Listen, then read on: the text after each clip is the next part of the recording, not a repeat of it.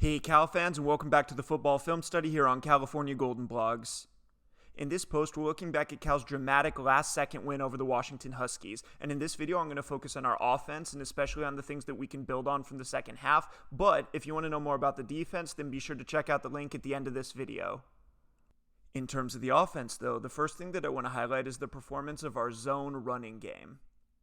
Let's start with a big exciting play, running back Marcel Dancy's 20-yard touchdown at the start of the second half. This is going to be a zone read to the left, and the nice thing about zone running is that it doesn't have to hit in any particular hole.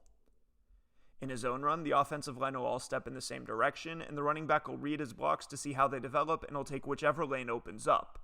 It's a really versatile scheme in this way, as long as you run it well, and in the second half, the Bears started to do just that. Although this play starts out to the left, when we look at this pre-snap image, we can tell that it probably won't get there.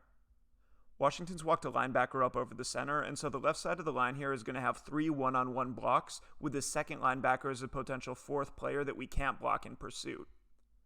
This look tells us that the ball's probably going to have to cut back, and so now we can look to the back side of the formation. As I said before, this plays a zone read, and that means that this defensive end here is effectively going to be the quarterback's man. The threat of the quarterback run will hold this defensive end right where he is, and that's going to free up my right guard and right tackle to block the two remaining defenders 2-on-2.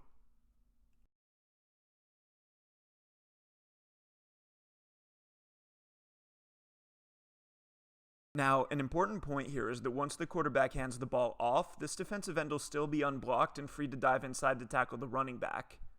The closer the ball gets to that guy, the more he'll be able to make that tackle, and so the offense wants the ball to turn up as far inside of him as it possibly can, and that's where the right guard and right tackle come in. As we roll the tape forward, watch this combo block of these two players against this defensive tackle. Notice that right here, the right guard's not really giving a full-on chip to that defensive tackle, but he is getting an arm on him and offering just enough resistance to prevent him from shooting through this gap and into the backfield. What this move is really doing, though, is setting that defender up for the right tackle to reach block him, or to cross his face, sealing him off to the outside. This is a really great look from offensive tackle Jake Curran here. Once that defensive tackle is out of the picture, the right guard's free to slide off to block this linebacker, opening up a lane that's well inside of that unblocked defensive end on the edge. Running back Marcel Dancy makes the right read, cuts through the defensive front, and then goes on to beat 3 defensive backs to finish off the run.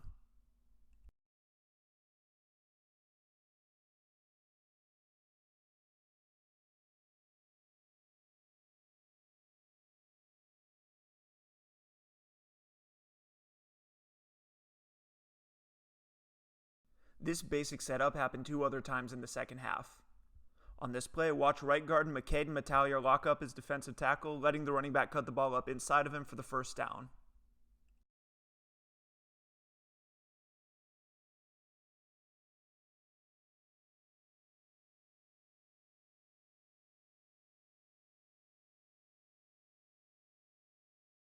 And here's one more on Chris Brown Jr.'s run that was ruled short at the end of the game.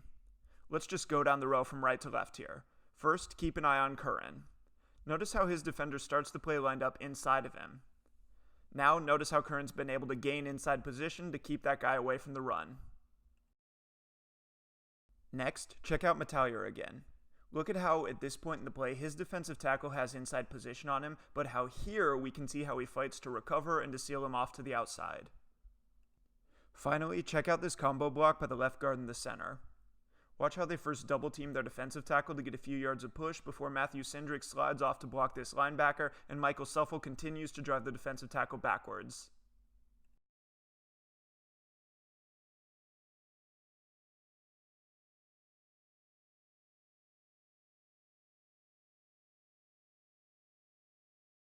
The second positive development came in the passing game, particularly with our execution on the fade and related throws.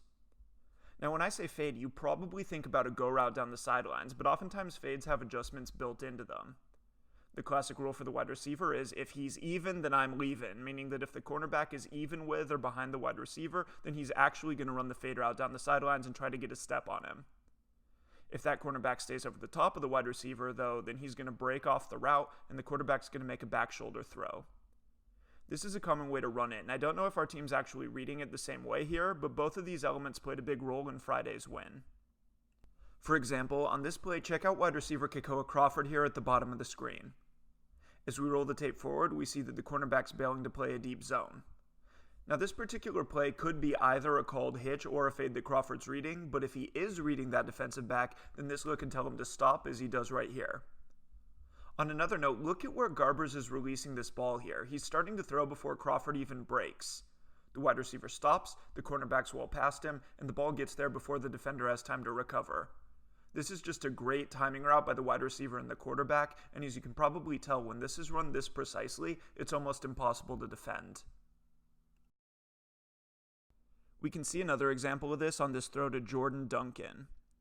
Once again, as we roll it forward, notice that Garbers is starting to throw the ball right here, with the cornerback's helmet farther downfield than Duncan's. The quarterback's playing press man here, and once the ball's in the air, look at where this assignment's going to put him. We can see right here that he's got his back to the ball, and so this lets Garbers really throw with impunity, right? If that guy's not looking at the ball, then he can't make a play on it. Garbers puts it outside and away, and Duncan reacts to it, turning back to make the grab. There were a few different things going on in the passing game in the second half, but this basic principle of stressing the outside coverage in this way was at the heart of it all, and we can notice that there was only one pass completed to a slot wide receiver in this game. It was all focused on those outside receivers. Alright, so those are some of the highlights from our offense in the second half. If you want to learn more about the defense and what was going on in this game, then be sure to check out my write-up at patreon.com/Burke18. Otherwise, I'll see you here next week with a breakdown of the North Texas game, and until then, go Bears!